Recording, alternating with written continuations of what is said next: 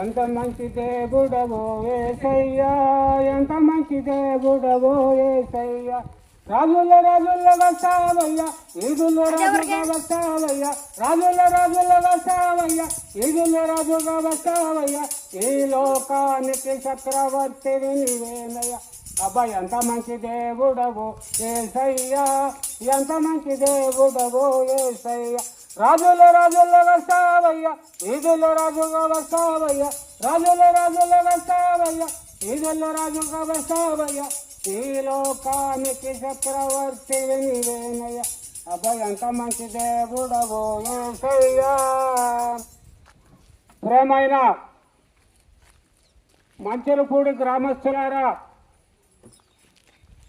ప్రభువైన యేసు క్రీస్తు వారు నేనే మార్గం, నేనే సత్యం, నేనే జీవం, ఏ భేదం లేదండి. అందరం కూడా పాపము చేసి దేవుడు మయం పొందలేకపోతున్నాం గ్రామస్తులారా. ఆ మహాదేవుడు మనము చేసిన నేరం కోసము, మనము చేసిన పాపం కోసము పరలోక రాజ్యం వదిలిపెట్టి, సింహాసనం వదిలిపెట్టి, దేవదూతను వదిలిపెట్టి, 24 పెద్దలను వదిలిపెట్టి ఈ లోకానికి నరవతారుగా వస్తున్నాడు. గ్రామస్తులారా, గాబ్రియేలు వారి దూతను పంపించాడు మరియమ్మ తల్లి దగ్గరికి. అమ్మా సువర్తమానము, సువర్తమానము, లోకానికి రోగరస్తి పడతాడు, దయాప్రాప్తురాల, నీకు శుభము కలుగునగాక. ఆ గాబ్రియేలు వారి దూత ఆ మరియమ్మ తల్లికి శుభవర్తమానమిచ్చి వెళ్ళిపోయినది. మనమంతా కూడా పాపములో పుట్టిన వాళ్ళం. యేసు క్రీస్తు వారు పాపము లేని దేవుడుగా, పరిశుద్ధాత్మ ద్వారాగా తల్లి గర్భములో శిశువుగా మారినాడు. గ్రామస్తులారా, ఆ తల్లి 9 నెలలు యేసు క్రీస్తు వారిని మోసి నిందలో అవమానములు పడి ఆయన ఎక్కడ జన్మించాడంటే పశువుల పాకాలో జన్మించాడు. ఆయన జన్మించినప్పుడు తూర్పు దిక్కున మహానక్షత్రం జన్మించినది. ఏ నక్షత్రం ఎవరు కూడా జన్మించలేదు, కానీ యేసు క్రీస్తు వారికి నక్షత్రం జన్మించింది. ఆ నక్షత్రాన్ని యాదవ రాజులు జ్ఞానులు చూసి బంగారము, గుగ్గిలము, సాంబ్రాణి తెచ్చి ఆత్మతో సత్యముతో ఆయన ఆరాధించినారు. గ్రామస్తులు సర్వలోకానికి పోయినారు, సర్వశక్తికి సువార్త ప్రకటించినారు. ఈ లోకానికి బాలుడుగా, కుమారుడుగా, మానవుడుగా వచ్చి తగ్గించుకొని సిలువను మోశాడు. సిలువ అంటే అన్ని శ్రమలు, ఇరుకులు, ఇబ్బందులు. సిలువలో అరికాలలో మేకలు కొట్టినారు, అరిచేతుల్లో మేకలు కొట్టినారు, దక్కలో బెళ్ళెం పోటు పడిచినారు, తలలో మల్ల కిరీటం ధరించినాడు. యేసు క్రీస్తు వారు బంగారు కిరీటాలు, రత్నాలు కిరీటాలు ధరించాల. యేసు క్రీస్తు వారు ముళ్ళ కిరీటం ధరించాడు. అమూలమైన రక్తం, పాపములైన రక్తం, పరిశుద్ధ రక్తం, శక్తిగల రక్తాన్ని సిలువలో కారుస్తా ఉన్నాడు యేసు క్రీస్తు వారు. గ్రామస్తులారా, సిలువలో అమూలమైన రక్తం, పాపములైన రక్తం, పరిశుద్ధ రక్తం, శక్తిగల రక్తాన్ని కారుస్తున్నాడు యేసు క్రీస్తు వారు. సిలువలో యేసు ప్రభువారు సిలువలో తండ్రిని ఇచ్చిన భాష తప్పదెప్పానని సిలువలో యేసు క్రీస్తు వారు చనిపోయినాడు. అంతా చీకటమయం, ప్రపంచమంతా చీకటమయం.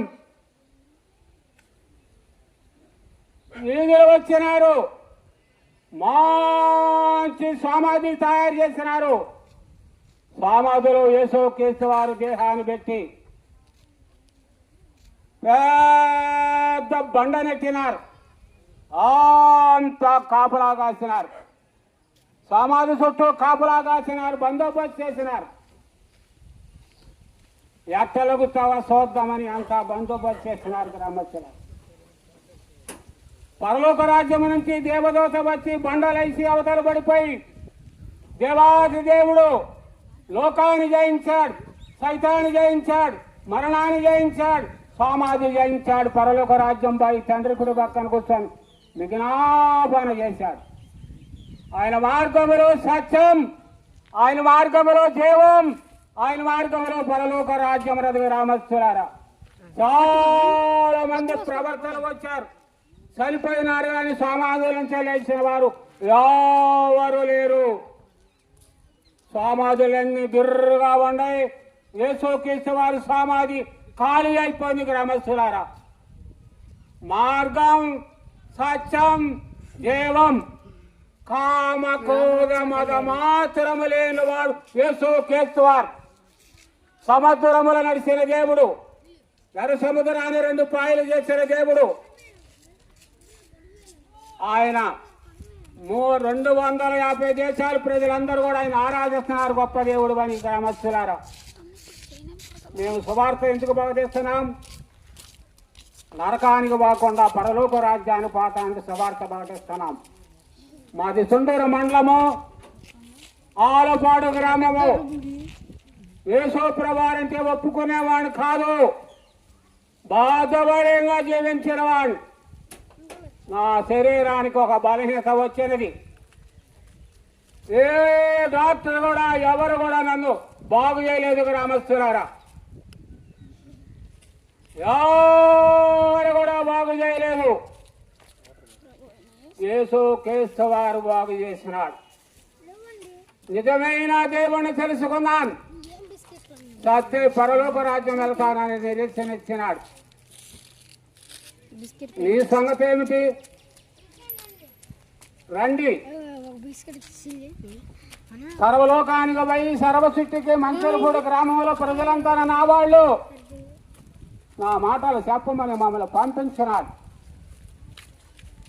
మేమందరం వచ్చిన వాళ్ళం కాదు, ఆయన ద్వారాగా వచ్చిన వాళ్ళం. రండి గ్రామస్తులారా, ఇదే అనుకూలమైన సమయము, ఇదే రక్షణ సువార్త.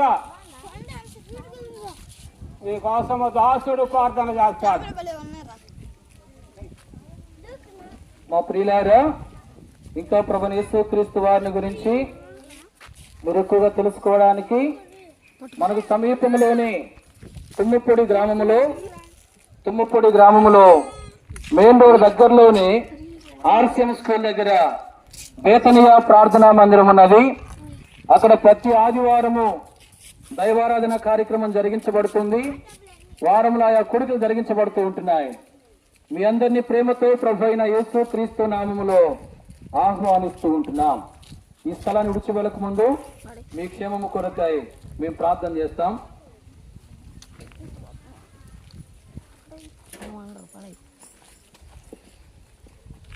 ప్రేమ కలిగిన ప్రభువా, దయగల రాజా, నీ వందనాలు.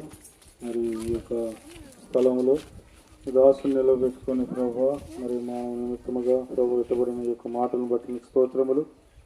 మరి అయ్యా, ఈ ఫలించే అనుభవంలో నడిపించడానికి కృప చూపించు, సహాయం చేయండి అయ్యా ప్రభువా. మరి ముందుకు వెళ్తున్నాక మీరు మాతో ఉండండి ప్రభువా. నన్ను కూడా నీ స్వాధీనం ఉంచుకోండి. మాకు నీ కృపను మాకు చూపించి, నీ బలమును మాకు ప్రసాదించి, నీ యొక్క పరిచర్యలో మమ్మల్ని వాడుకుంటూ సహాయం చేయమని బ్రతిమలాడుకుంటూ మీరే కృప చూపించమని యేసుక్రీస్తు యొక్క దివ్యమైన నామములో బ్రతిమలాడి వేడుకుంటున్నాము తండ్రి. ఆమేన్. ఆమేన్.